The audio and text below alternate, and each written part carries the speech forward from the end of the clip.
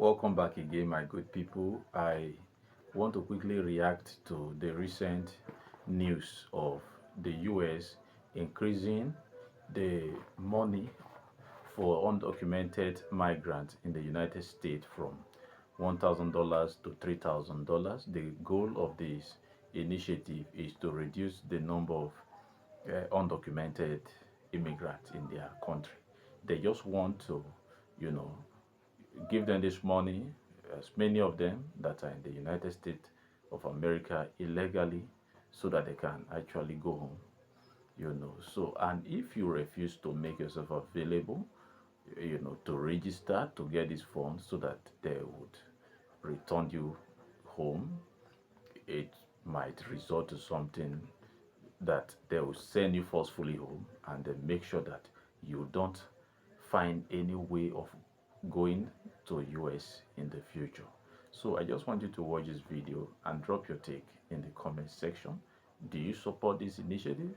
Do you think it's a positive move by the US to reduce the number of illegal undocumented migrants in their country?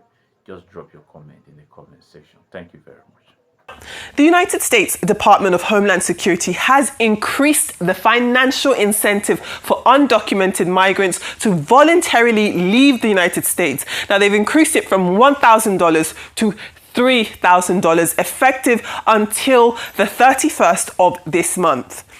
The initiative is part of the Trump administration's broader immigration enforcement strategy, aiming to reduce the number of undocumented migrants in the United States.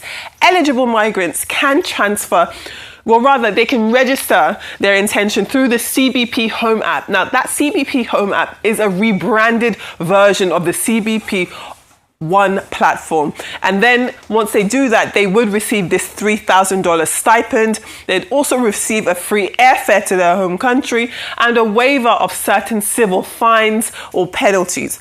Homeland Security Secretary Kristi Noem, and she emphasized that those who do not take the advantage of this offer will face arrest and deportation with permanent restrictions on re-entry to the United States. Now, the Trump administration frames this initiative as a cost-effective alternative to detention and deportation, which costs around $17,000 per person.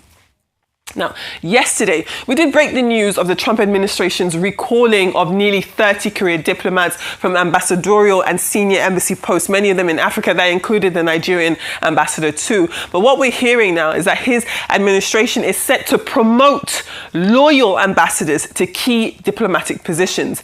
That means that the recalled diplomats, mostly career foreign service officers, will be reassigned, as I was mentioning, to other roles in Washington rather than losing their jobs entirely. That's as Secretary of State Marco Rubio revealed that the administration has unveiled a fresh roster of hundreds of promoted diplomats following tweaks to evaluation criteria and panels. Meanwhile, the American Foreign Service Association has expressed concern that the promotion system is being skewed to favor those cozy with the administration, risking politicization of the Foreign Service.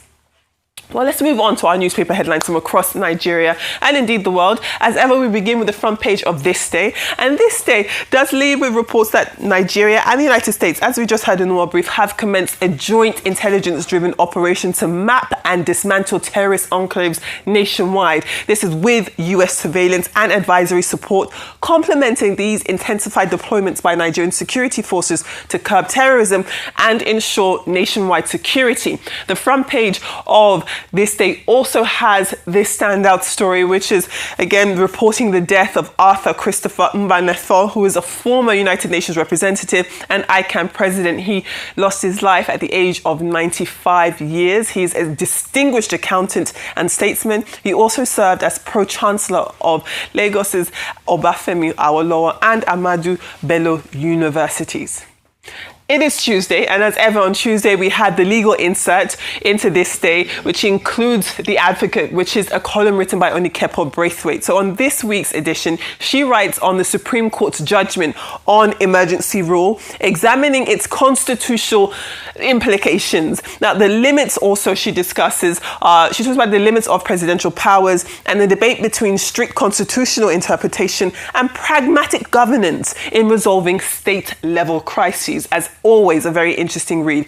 We've got a double whammy up next. Let's take a look at the Daily Sun and the New Telegraph. So both of these papers are looking at the federal government declaring kidnapping and kidnappers, bandits as terrorists. Now, the federal government has also officially classified kidnappers, violent armed groups as terrorists, vowing tougher action against attacks on communities, farmers and school children. Now, as we also saw on this day, the paper also, this is wonderful, this is the This Day insert here.